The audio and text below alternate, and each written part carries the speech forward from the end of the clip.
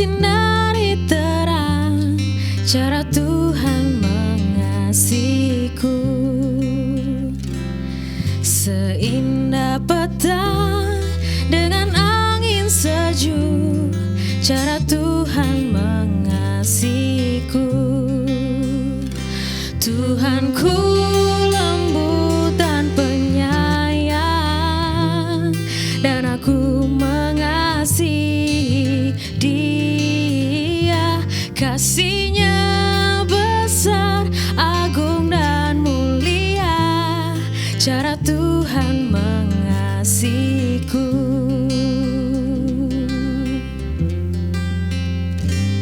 Sedalamnya laut, seluas angkasa, cara Tuhan mengasihiku.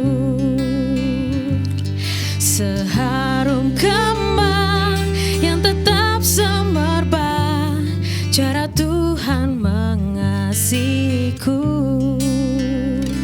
Damai-Nya tetap besertaku, dan surgalah pengharapanku.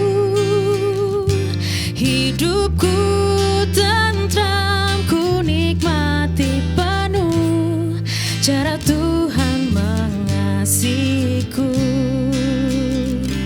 Damai-Nya tetap besertaku, dan surgalah pengharapanku. Hidupku tentram, ku nikmati penuh, cara Tuhan mengasihiku. Cara Tuhan mengasihiku, cara Tuhan mengasihiku.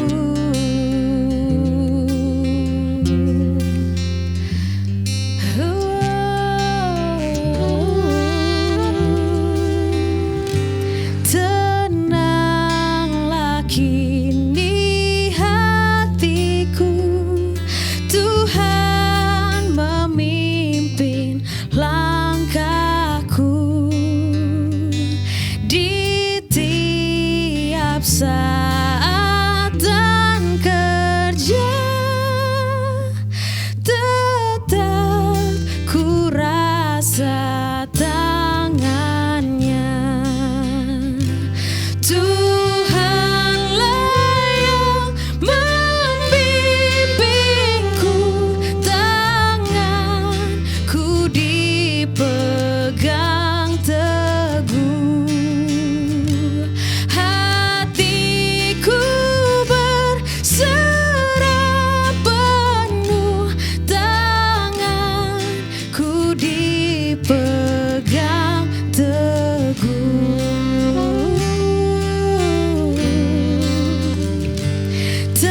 Tenanglah kini hatiku, Tuhan memimpin langkahku.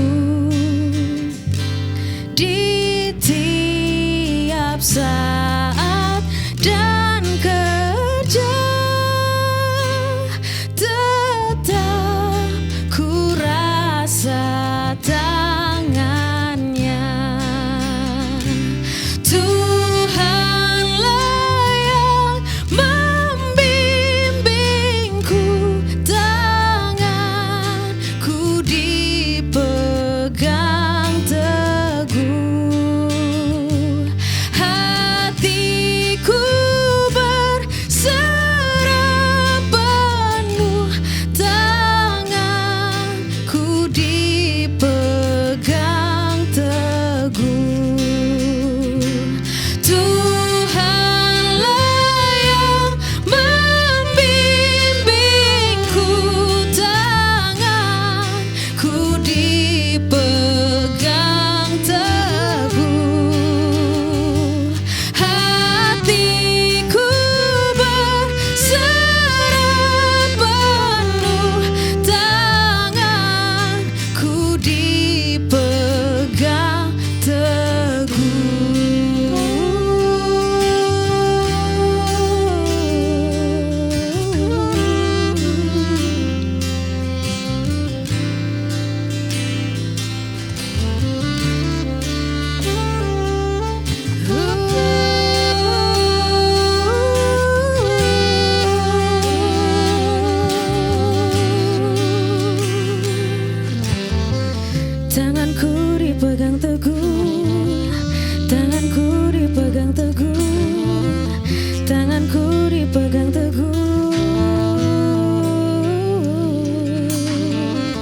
Tanganku dipegang teguh, tanganku dipegang teguh, tanganku dipegang teguh.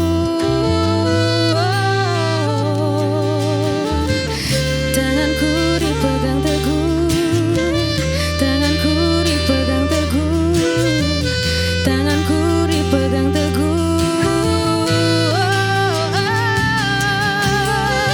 Tanganku dipegang teguh, tanganku dipegang teguh, tanganku dipegang teguh.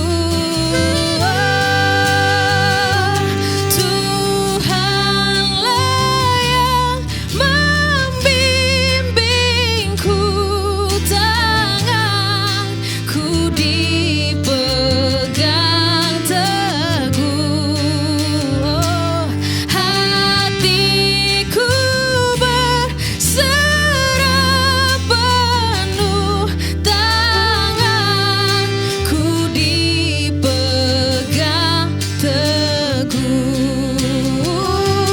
Tuhanlah yang membimbingku, tanganku dipegang teguh. Hatiku berserah penuh, tanganku dipegang teguh. Tanganku dipegang teguh. Hatiku berserah penuh, tanganku dipegang teguh.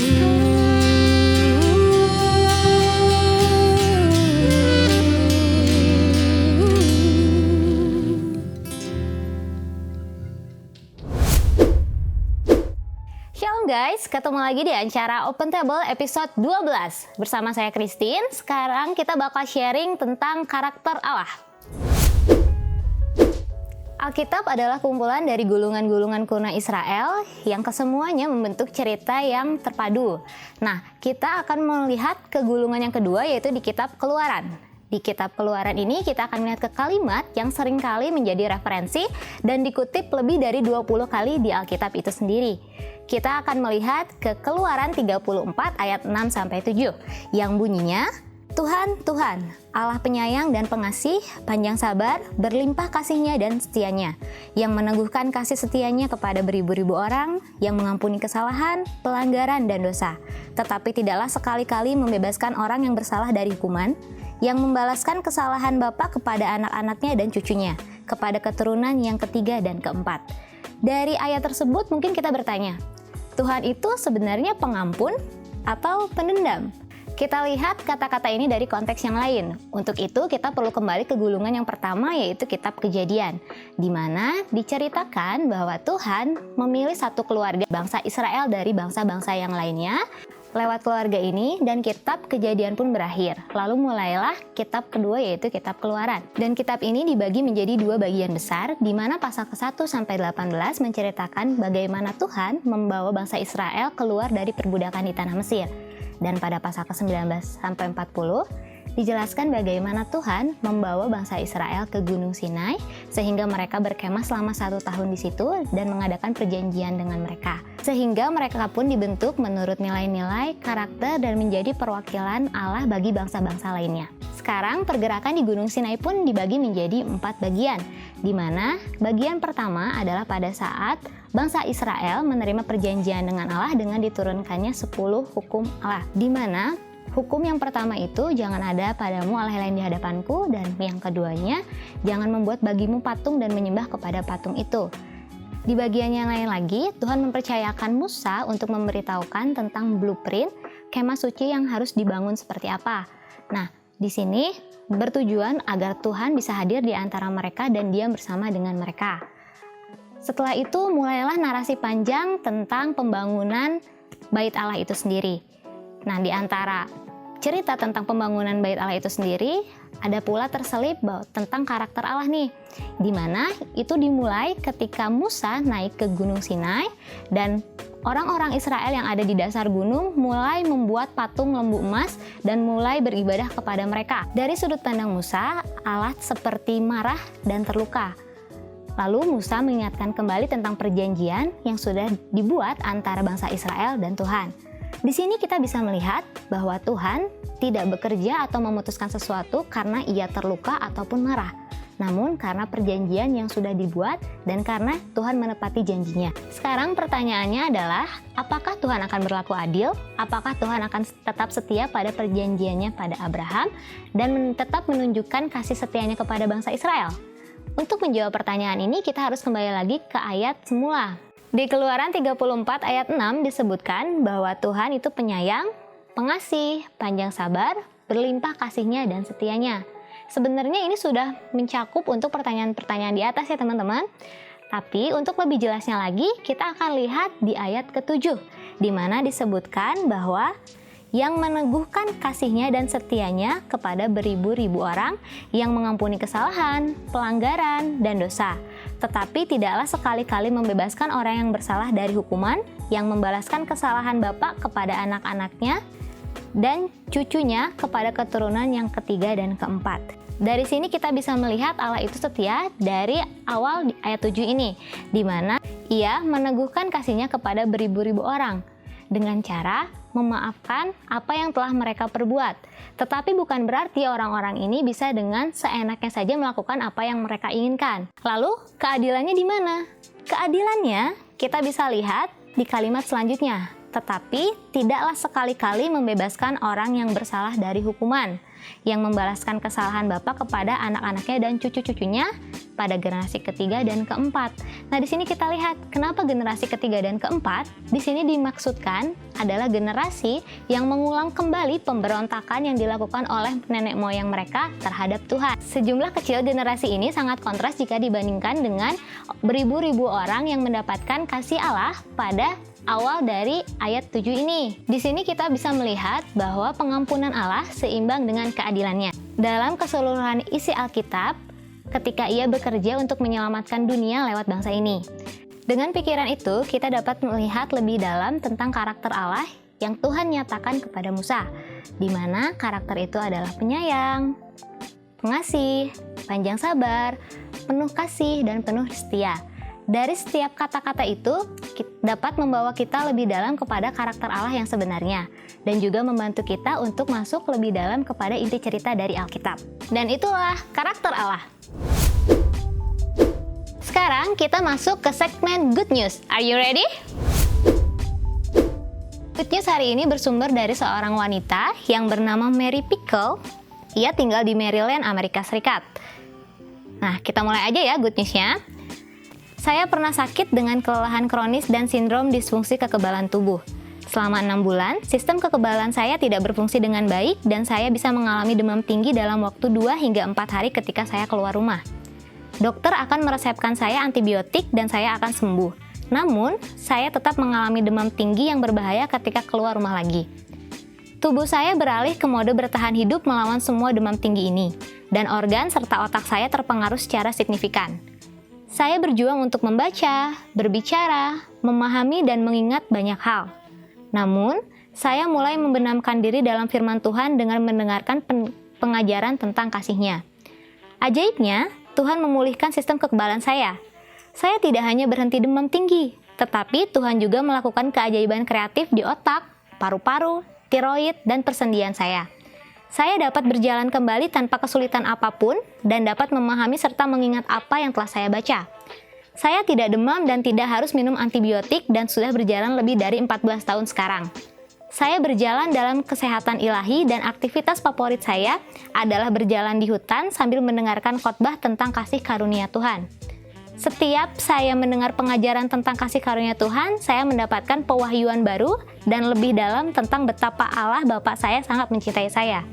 Saya mendaftar di sekolah Alkitab untuk diperlengkapi dalam memberitakan Injil kasih karunia.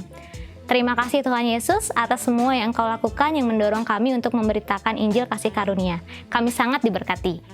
Nah, kesaksian ini meneguhkan bagi kita akan karakter Tuhan yang sungguh mengasihi dan mau mengampuni kita. Dan Tuhan Yesus jelas menginginkan kita untuk hidup dalam sukacita dan damai sejahtera. Pewahyuan akan kasih karunia Tuhan membuat kita dapat hidup dalam kesehatan dan kesembuhan ilahi. Sekian episode Open Table kali ini. Kalau kalian gak mau ketinggalan episode-episode selanjutnya, jangan lupa subscribe, like juga jangan lupa, komen dan share ya ke teman-teman kalian. Dan ingat, Tuhan Yesus sayang kalian, you are loved and matter. Bye-bye!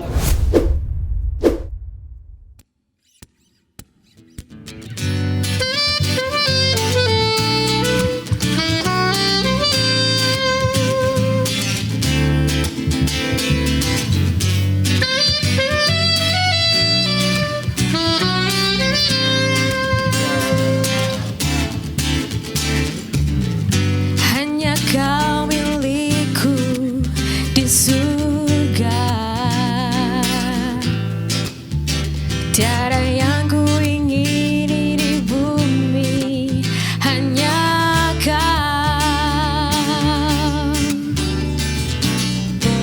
Tak ku andalkan kekuatanku,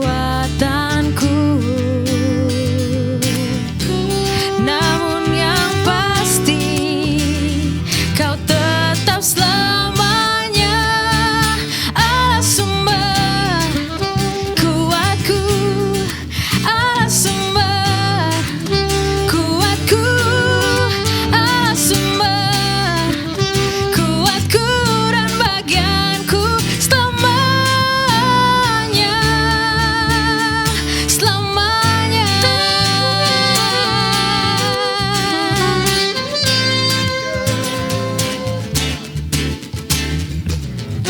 Hanya Kau milikku di surga, tiada yang ku ingini di bumi, hanya Kau. Tak ku andalkan kekuatanku, namun yang pasti Kau tetap selamanya Allah sumber kuatku, Allah sumber kuatku, Allah sumber kuatku dan bagianku selamanya, Allah sumber kuatku, Allah sumber kuatku, Allah sumber kuatku dan bagianku selamanya, selamanya.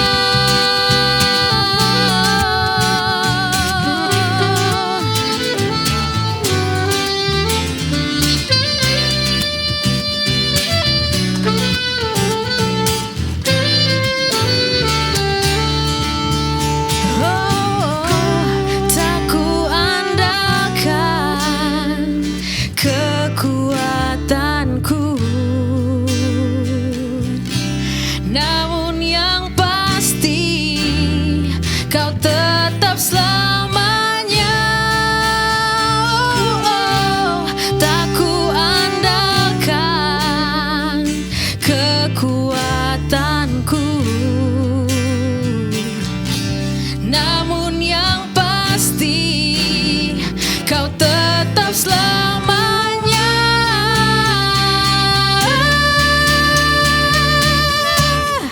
Allah sumber kuatku, Allah sumber kuatku,